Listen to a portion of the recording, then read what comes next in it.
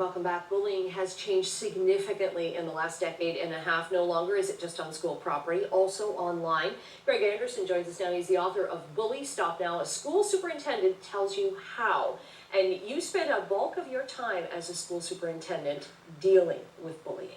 Yes, I did. In fact, it was a large part of my day because parents would be calling, they'd be upset that their child had been victimized in school, and they felt for one reason or another the principal had not dealt with it. And so I got into the habit very early in my career of having to get into the middle of these situations and help parents. And as a result, because I was dealing with them all the time, I ended up writing this book, Bully Stop Now, because I think it really does offer parents help and solutions, and it gives them the nitty-gritty how to work through the school system. Right, because you were telling me before our interview that a principal, no matter what the school size, they know about what's going on a day or two after an incident. They do. It's a critical link. I think the principal always has a good amount of knowledge from informal sources, from the kids, from the staff, and they hear things are going on. And I think the critical person in bullying prevention in our schools these days is the principal. And I think a lot of the American publications you see give some information, but they don't give the how-to. In my book, I'm very clear how one can go about getting bullying stopped. Right.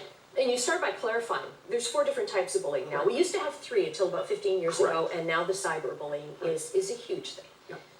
Cyberbullying has changed the landscape, and all the major ones you hear about, Rehtaeh Parsons on down, all involve cyberbullying. And the biggest thing I tell parents, and what I do, is tell them there's 3 things kids need to remember when they have been cyberbullied, is to ignore it, is to block it, and is to report it. So in other words, they don't get themselves all hysterical about what's been put on. And start replying to things. Don't reply and send it out to the world.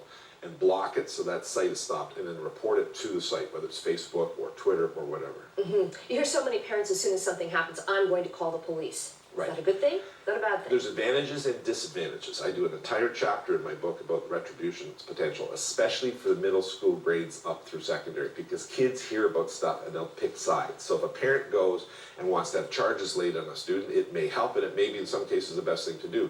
But there's always another side, because the friends of the bully are therefore going to start thinking, wait a second, that kid got my friend in trouble. So it can actually accentuate and increase the bullying. Right. You also have parts in the book where you deal with what can the victim do?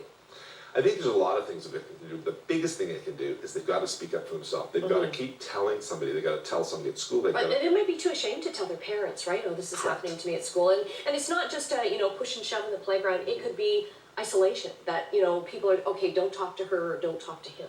Well, the relational bullying, which is more prone with girls, especially from grade 4 up, you see kids just shunned. I mean, a new student in grade 8, for example, comes into a school and no one wants anything to do with her because the bully, the ringleader of the girl bullies, has basically made it very clear that no one will talk to this girl. Right. And that can be excruciatingly painful. It can be, yes, yeah. So, and you give advice on what to do there. I give a lot of advice, and for your viewers, if parents are interested, I do talks to parent groups at schools in the evening. I'm more than happy to do that, and they can reach me through bullystopnow.ca, which is my website. Right, and we'll get all that information up on our website as well.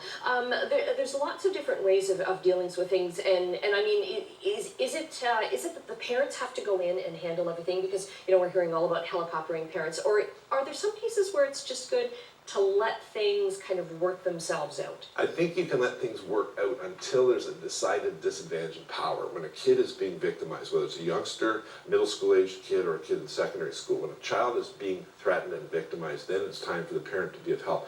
And I give very explicit directions who to contact. And I always would start with the principal school, because the principal has the authority to do something.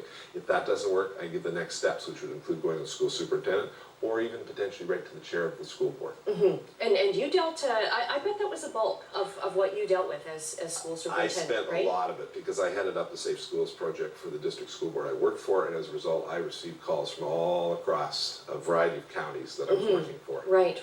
And it just doesn't happen at big schools. It happens very small schools, very rural schools as well. It does. It happens in all schools. The big thing is how well it's dealt with by the principal. And I know principals are extremely hardworking, but there's a big difference. A school with a principal who's very, very visible and mobile throughout the school is going to have a better understanding of what's going on, and will have a better understanding of who the bullies are and that they need to take some action.